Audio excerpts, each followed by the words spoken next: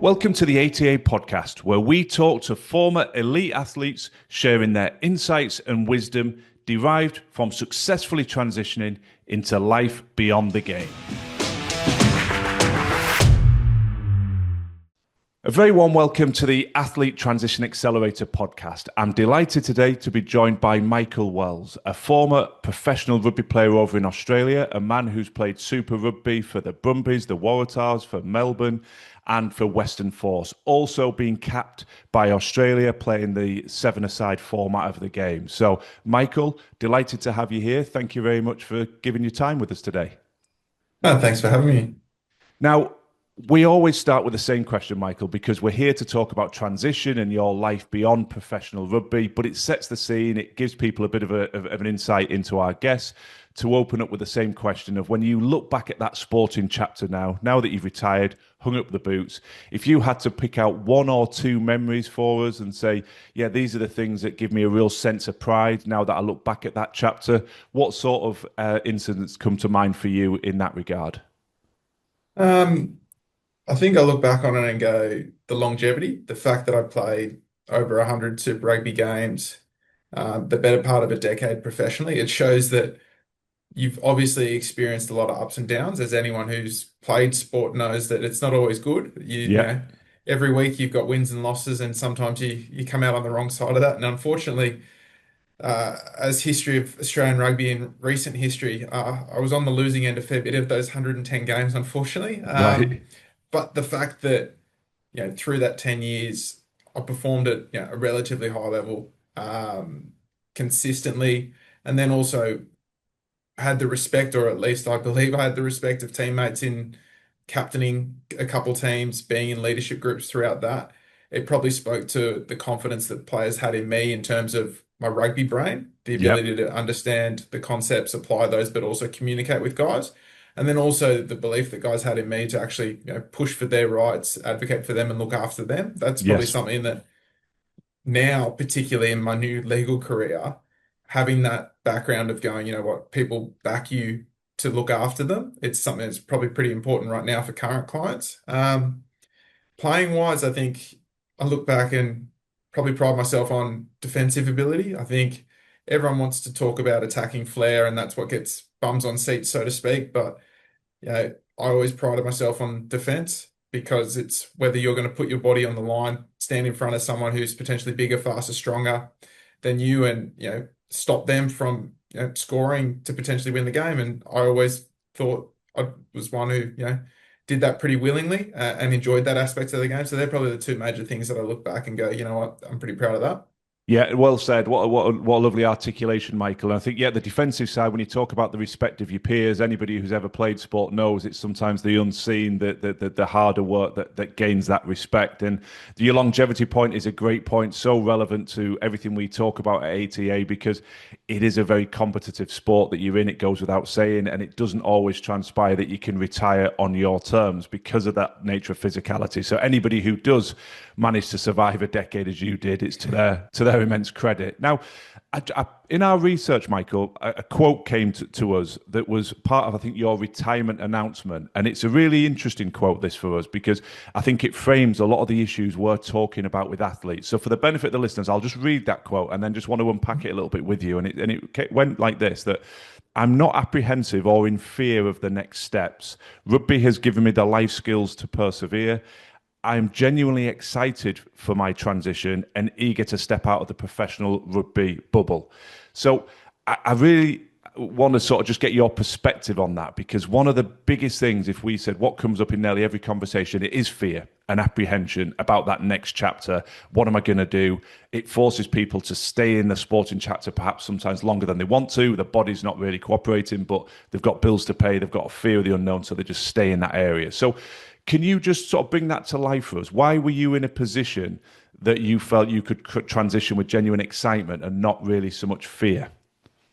I think the big one was knowing exactly what I was going to do. And from, a few conversations I had with other guys in and around finishing up their careers, the uncertainty around, I don't even know what I want to do, and having that purpose, that then leads to guys struggling with the transition because naturally with rugby, your purpose is daily, weekly to be the best performer you can be. And Hmm. so you consistently wake up in the morning knowing what you've got to do and how to do things. And if you don't, then you've got people there to tell you. Yep. You've got coaches, you've got physios, nutritionists, all these staff around you to essentially guide you in what they see as the right direction. Now, for me, I got my legal qualifications like tertiary education, graduated diplomas, that sort of thing, and was admitted to practice as a lawyer well before I finished my career.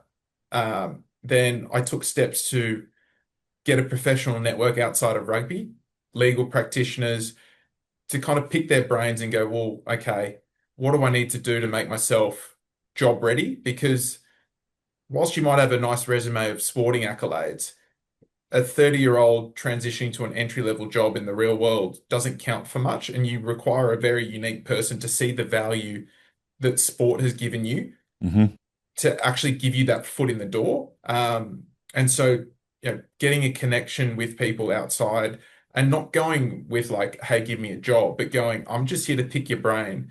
It was startling how much people would happily help and just, lend pearls of wisdom because essentially, I think everyone likes to be wanted to some extent and have people ask them questions and feel like they're contributing to someone. Yep. And for sportsmen, leveraging your platform of, a professional sportsman people would love the opportunity to help them out because then it makes them feel better about themselves.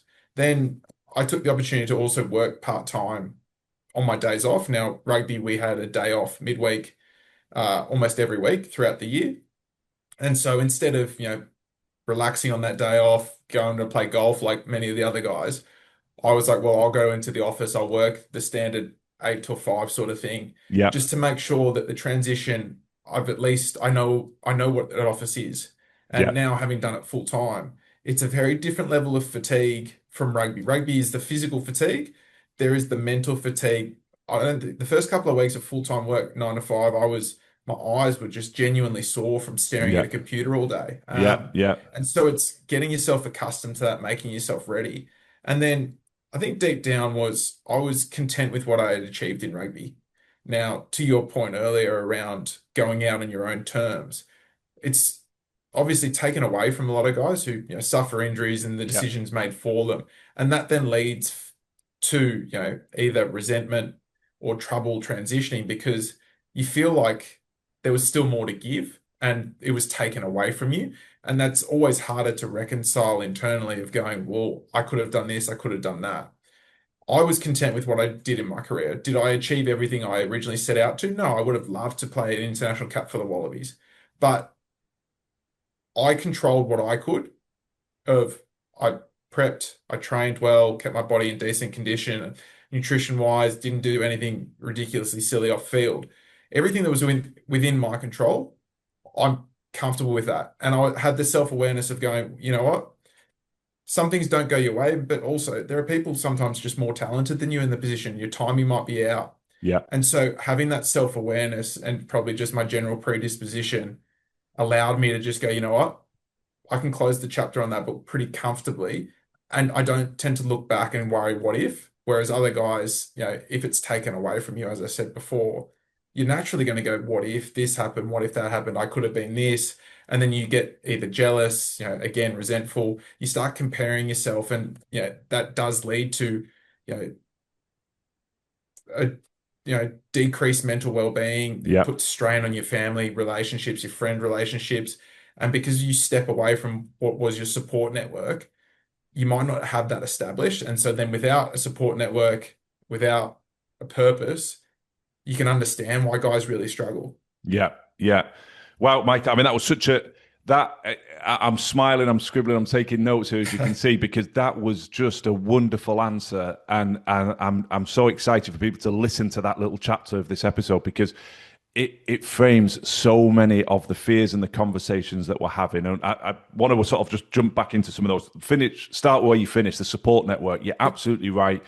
That's one of the raison d'etres of ATA. We are trying to build that support network to help people find that purpose, to get that clarity and navigate through. But part of our way of helping people is giving them access to the benefit of hindsight. That old adage, we're always a genius in hindsight. And all of Hmm. the guests, like yourself, are giving people insight into how they've transitioned so that you don't have to then look back retrospectively. You can proactively start to do some of this. So, jumping back into some of those building blocks you've just very articulately expressed about why you felt ready and excited about transition. The qualification's an interesting one there. And I know you very humbly sort of pushed through that, but obviously you've done a lot of work, invested in yourself, and got a degree whilst you were still playing. So again, people are used to us raising this, but it's because it is a challenge that comes up in nearly every conversation, which is fundamentally, I don't have time. I don't have time to invest in the skills that are going to take me through into that next chapter. You've just debunked that. So I just want to throw that back to you in terms of you talked about days off and doing work placements and going into the office, but there must be, it took a bit of discipline, no doubt, to be able to navigate a degree whilst you were playing, but you did it. So just give us a bit of a perspective on that, please, Michael. I think it's a funny one. Everyone thinks that they don't have time, and perspective's obviously a massive thing. And anyone who's had kids, which I've been fortunate enough to have one, once you have a kid, you realize that you Yeah, had so much time on your yeah, hands. And I think, again, that's what we're talking now about. Hindsight is a massive one. Like, you always have time. yeah, If you have time to watch television, to, sit around and just lie down or sleep in during the day, um, go have a coffee with friends. Like, it's choices. yeah. And a really good mate of mine actually put it really well, and I actually think it's really pertinent. He said, it's not that you don't have time, it's that you don't make time Yeah, because it's not a yeah, priority to you. And so it's not so much the lack of time, it's just the lack of priority or the inability to prioritize adequately enough to then set you up in the future. And I yeah. understand that when you're young, you think you're invincible. You think Hmm. that the world's at your feet and you're going to achieve everything. And you potentially got people in your corner telling you that you're a world beater, that you're going to be the next best thing, that you're going to get paid millions of dollars, and everything's going to fall in line. And then sometimes something doesn't happen. But it's again back to probably my predisposition of being reasonably self-aware. And then also, I wasn't under any misapprehension or understanding that the world owed me anything. I knew that anything I was going to get or achieve through my career, I had to work for. It wasn't going to get handed to me because if I was to slip up, someone would readily take my spot. Now, you know, I'll definitely say that in hindsight, I made sacrifices on a personal level that other people wouldn't have. Missed friends' weddings, that sort of thing, which Hmm. in the greater scheme of things, rugby, once you step out of it, it is not that significant. And to sacrifice such like personal events and milestones and things that are genuinely that important, that are more long lasting, as in Yeah, familial relations, friend relationships, that sort of thing, missing out on those sort of occasions. I look back and go, that's probably one of my regrets of going, I had rugby in my career on such a pedestal because it was the dream. yeah, That then everything was geared towards that dream. It allowed me to achieve, essentially milk my career for as much as it was worth. But at certain times, that was to the detriment of other aspects of my life. yes, Now, again, everyone has to live their own life, and I don't, advocate for the way I had my career to be the ideal one. But it's just, again, prioritizing what's a priority at each given stage in your life. And at the back of your mind, you know that rugby or sporting career is finite. You know that yeah, you're going to finish. yeah, And so it's going, well, do I run the risk of if finishing tomorrow and not knowing what I'm going to do so that I don't actually take steps now to look after myself? Or do I know that, I've got a couple of years in the bank and, I can have a runway out? And yeah, I think that's probably the most important thing with, the qualifications and prioritizing your time. If you actually have some sort of plan and schedule around your career, you know what you're going to do. It allows you to then prioritize accordingly. You can procrastinate when you want to because you know that, okay, I've got another year to go, or I've done this sort of work here. Yeah. I think that's the thing of having an idea and having it planned out allows you to then prioritize because it's not a matter of time, it's a matter of priority.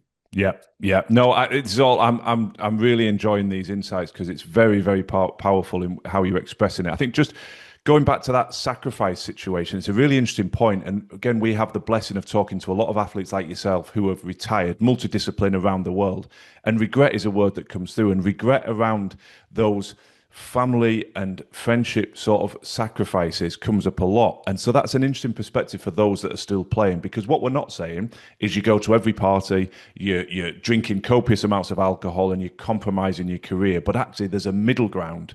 And actually, being present at these events, connecting with friends and family, you can avoid alcohol, you can make it work, and actually looking at it from a point of view that it can enhance your performance, because sometimes being able to step out of the performance bubble and the intensity of that and just connect with other perspectives with friends, it's great for your mental well-being, it's great to reset your energy, and it actually improves your performance. And that takes me into another point that I wanted to ask you about, because lots of elite athletes like yourself talk with the benefit of hindsight about it was really valuable to step out of that bubble.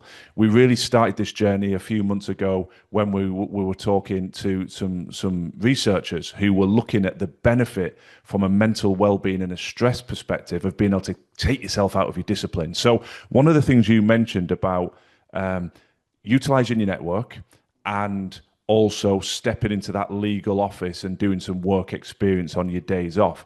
Just to that first point, Michael, how beneficial did you find that? Because a lot of people dismiss it. Well, that's too fatiguing. I'm not doing anything on my day off apart from playing on an Xbox or sitting in a coffee shop or going to play golf. I'm not going to do anything that tires me out. But from a mental perspective, did you see that sort of release of being able to switch off from rugby for a small part of your week? Yeah, I think the funny thing about being in an office, and people who have lived their better part of their working career in an office will probably hate me saying it, but there's a genuine novelty in coming in an office when it's not your normal workplace. You know, and I think in terms of the argument around whether it fatigues you, you're sitting in a chair all day. Yeah, It's very hard to say that it's going to fatigue you. If anything, yeah, you're actually just recovering while you're sitting down. And then, yeah, yes, there's the mental strain, and there's always going to be that. But again, it's very different sort of energy systems, the mental strain versus the physical. And I don't think that it ever detracted from the performance side. yeah, Um, and yeah, again, it's very similar to guys who would be studying. You you can definitely find the time to study on your days off and still have enough time to do the things that you really want to. And if the counter argument is, oh, I just want to sit and do nothing, then potentially the sitting and doing nothing while you've got options, then when you don't have the options, that's all that you can do because you actually just don't have anything else to go to. And, yeah, you know, it's relatively simple enough to create a professional network of just reaching out to people. People are happy to help. And having a coffee is 45 minutes to an hour of time. And it's just picking a brain with someone and then making the effort to reach out to people again and keep those networks ongoing. It's not enough to have one coffee and then just go silent on someone yeah, or, ask someone for a handout, but then provide no value in return. It's disingenuous. yeah, It's yeah, people will help if you're willing to listen, learn, but then, willing to come hat in hand and also provide some value to them, whether that's to make them feel better about themselves or something like that. You've got to see your value add to these people, and your value add to whatever your career is going to be in the future, and yeah. then utilize that and exploit that.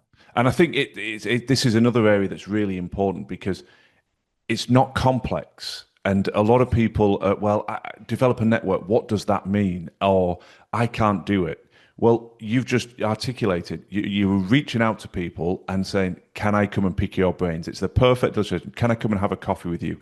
And you talked about it earlier on in this conversation that people like to be asked to help. There's a play on their ego. So actually, so many athletes are building barriers that don't exist, and it's really powerful that you've articulated this. And again, just to sort of really double down on this particular point, I suppose, Michael, did anybody ever turn around to you when you were trying to build that network? When you reached out and say, "Can I come and pick your brains? Can I have a coffee?" Did anyone ever turn around to you and say, "How dare you, Michael? No, you can't. I refuse to see you." Was it, was there ever a rejection in actually going and No, meeting people? No. no, honestly, honestly, everyone was like, okay, I can't do a face-to-face meeting. Some people were like, oh, I'm traveling, I can't do a face-to-face, but I'm happy to have a call. When's a good time? I Yeah. don't think there was any genuine dismissal of any requests. Now, I Yeah. wouldn't say that I was essentially casting a very wide net. I was pretty, discerning with who I tried to You contact knew where because you were trying to obviously go. Yeah. again, that came down to I knew what I was doing. So I didn't Yes. have to go out. So I was always going to people in the legal industry or sports industry with a legal background, that sort of thing, because I knew where I wanted to go. And Yes. so naturally, everything seems insurmountable if you view it as a massive big task. And so if you look at building a network and you're looking at it going, I need a network of 20, a dozen plus people, then it seems insurmountable because you're like, I don't even know that many people, but it starts just with one. Yeah. And whether it's someone who you used to play sport with or a family friend, that sort of thing, or just someone you know through a broader network, Yeah. you just go to them and ask them about their experiences. Yeah. And the biggest thing that I found was you talk to one person, they refer you on to a next person. And Yeah. that's how your network actually grows. It's Yeah. not so much cold calling all these people. It's actually just starting with one person. And then that person goes, well, I can't help you, but I know someone who might be able to. And that was Yeah. probably the most surprising thing of even people who, I was like, oh, you're not necessarily someone in my industry spending time with them, they go, actually, I know someone. And Yeah. so discounting people to start with doesn't really work in your favor. It's counterproductive for what you're trying to do. And so you do have to just go, you know what, I'm happy to have a coffee with everyone and anyone who, potentially wants to have time with me Yeah. because, time is the most valuable asset that we have because we're never getting it back.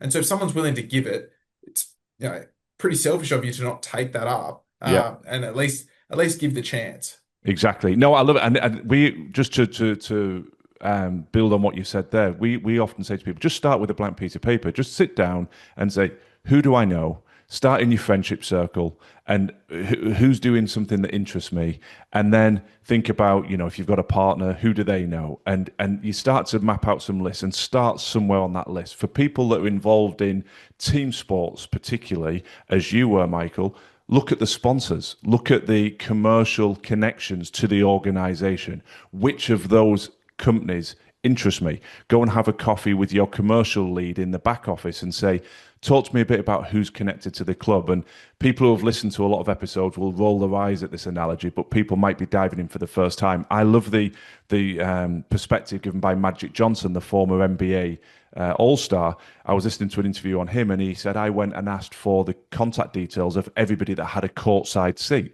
all the premium seats, and I went and had a coffee with all of them. And he credits that for some unbelievable investment opportunities and openly said, I made more from my investments on off-field activity than I did on court, but I was proactive. So I Yeah. think there's lots of ways to start, and you nailed it. That classic, at the end of a conversation, people will often introduce you to others, and if they don't, be over in asking for it. You're simply saying, this has been really helpful. I've loved talking to you. Is there anybody else that you can think of in your network that it'd be worth me having a coffee with? And one door always opens another door. So I think you've really articulated that very powerfully. Just something that was in the back of my mind that I wanted to talk to you. Obviously, as we said at the start, you've stepped into that legal world. And one of the podcasts that you were on, you were talking about transferable skills. And that's a question we often like to just touch on with guests because some athletes are very aware of, I think I've got a lot of skills I can carry over. But equally, some athletes are a little bit uncertain, saying, well I'm a cricketer, a soccer player, a rugby player. What am I going to do to carry that into industry? So would you just give us a bit of a perspective on what you think you've taken out of rugby and how that supported you in this chapter now as a lawyer? I think a big one is the ability to deal with feedback and take it constructively. Now, anyone who's in a team sport knows that you're given feedback constantly, and it's not always because it has to be given in a fast-paced environment where results driven, so you need, point in time responses. Yeah. It's not necessarily given with any concern regarding your feelings.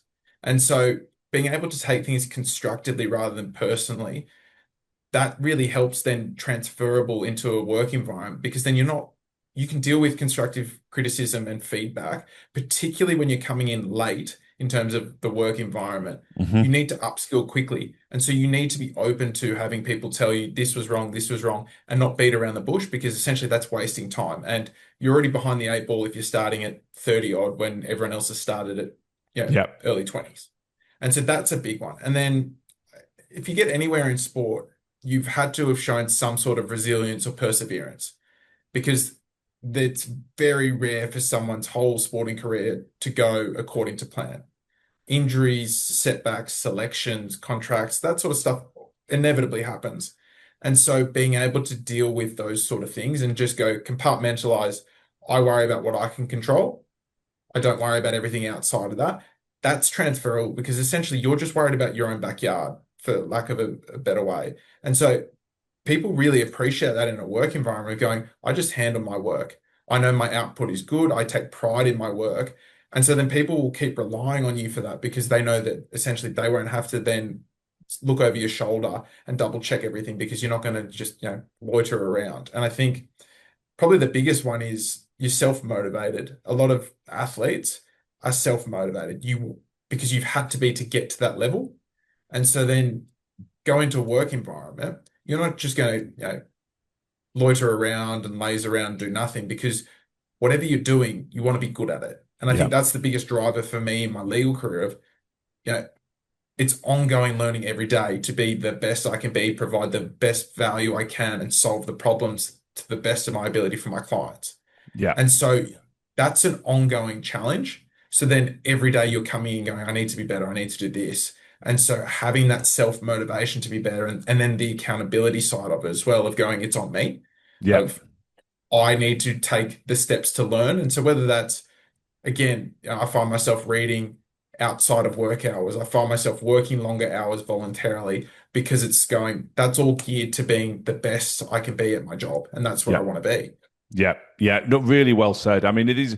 These are such fabulous insights, Michael. Because anybody listening to that, go, "Well, I can relate to that." Yet that is me. I do have that, and on that, just that communication point, it comes up a lot, and I always seize on it because, in my experiences, stepping out of that sport bubble and working in industry and coaching leaders in different specialisms, it is without doubt an X factor in your performance if you have the ability to both give and take feedback candidly, succinctly, without taking offense, because industry the world over struggles with that. So many people avoid difficult conversations, they dance around the issue, it creates ambiguity, it affects accountability because people just they don't know how to do it or they take offense. And so coming out of sport and being able to just get down to the nub of the issue, what's going well, what's not going well, how do I get better, how do I move forward, genuinely gives you an X factor, and lots of people don't have that. So I think that's a fabulous set of transferable skills. I'm really enjoying the insights you're giving, Michael. One of the other questions we throw at guests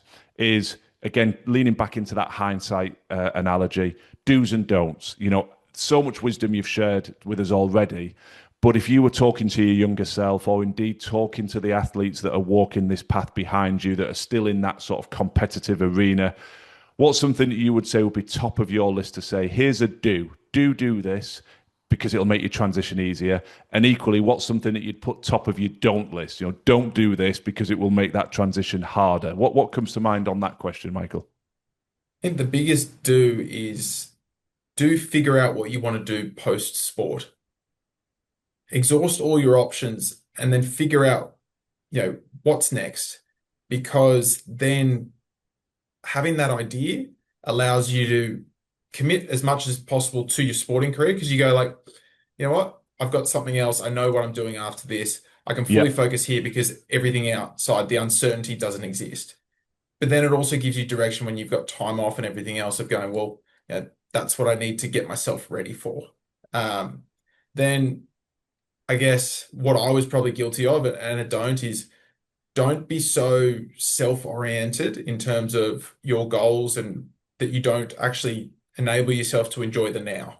Hmm. Um, it's, the internal conflict between being motivated and then allowing yourself the chance to enjoy what you've done and, realize what you've achieved. Because the hardest thing with being so self-motivated is as soon as you achieve whatever your goal was, you move to the next goal because, okay, tick that box, go on.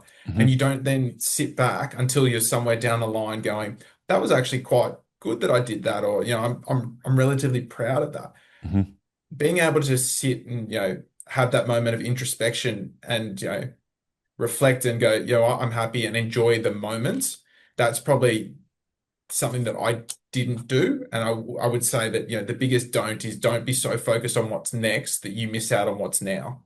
Well said. Yeah, really, really well said, Michael. So, just wrapping up the conversation today, we've got a series of quick fire questions. These have actually come out of the listenership, out of the ATA community, where people are saying, "Oh, ask this, ask that," and this little cohort is the current cluster of questions that we use that seem to get a lot of traction. So, no particular order to these, but off the top of the order is best piece of advice, Michael, that you've received that you would share? It might be sport related, life, business, doesn't matter, but is there a gem of wisdom that was given to you that you would say, yep, this is a piece of advice that I would put out there on the podcast?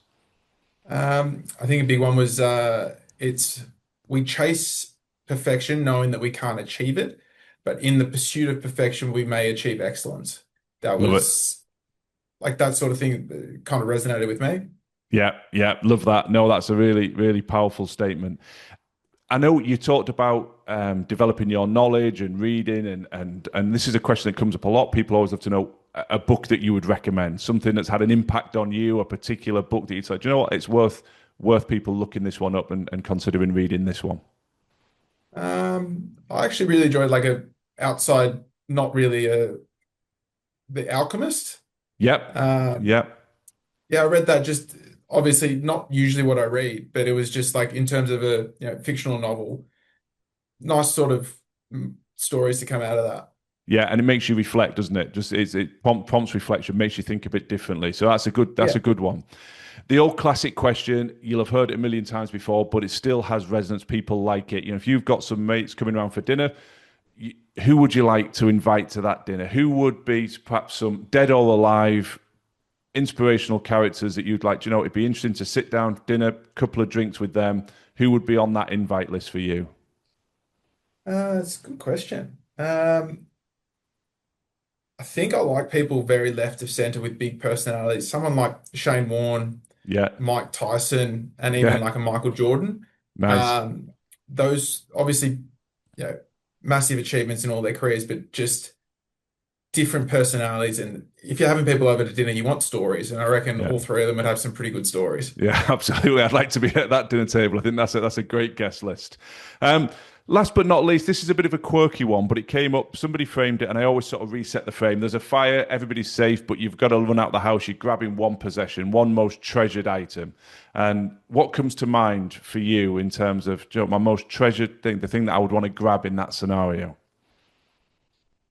Outside of ensuring that the family's out, Exactly. Yeah, probably, everybody's yeah. safe. Yeah, So yeah, everyone's safe.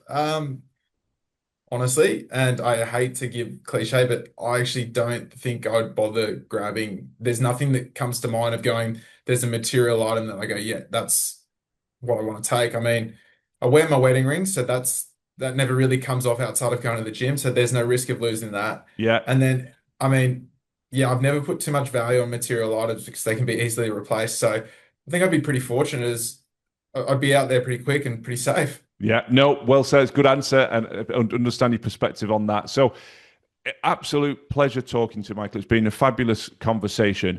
One question we've started throwing in at the very end is there anybody in your network that you think, oh, do you know what? It'd be worth us approaching them, seeing if they want to be a guest on the podcast. Somebody that's got a bit of an interesting story of transition as they've moved out of elite sport. Anybody come to mind on that question? Yeah, I think obviously there are a couple at the moment. Matt Tamua is a pretty interesting one. He finished at a similar sort of time to me, but throughout his career, he owned a chain of cafes and stuff like that. But he also took really major steps to network while he was playing. Um, and so, in terms of his experiences, and obviously he had a massive career playing for the Wallabies, playing overseas, everything. Yeah, I think he'd be a pretty good idea to reach out if he Yeah. was interested. Yeah, I like that. I like that just because it's these insights about life away from the sport. Straight away, I'm intrigued there. Well, investing in the cafes, investing in his network. It's all these sort of building blocks that we think are sort of non-negotiables really for a successful transition. So no, that's a great tip. Michael, again, I've said it a few times today. I've genuinely really loved this conversation. I think you've distilled so much wisdom and insight there for people. I think they're going to find this really useful. So very, very grateful for your time. If anybody wants to reach out and connect with you, Michael, independently of this, is there a best place to find you? LinkedIn, for instance, is that a way that someone could connect with you if they wanted to? Yeah, LinkedIn's probably the easiest place and readily accessible. So yeah, no, it's probably easy. Good man. Well, listen, thanks again. It's been a pleasure talking to you, Michael. Thanks very much, man. Thanks for joining us this week on our ATA podcast. If you found this conversation insightful and it resonates with your journey, please subscribe, follow the show, and stay connected with us for more insight, resources, and information on how we at ATA are supporting your preparation for life beyond the game.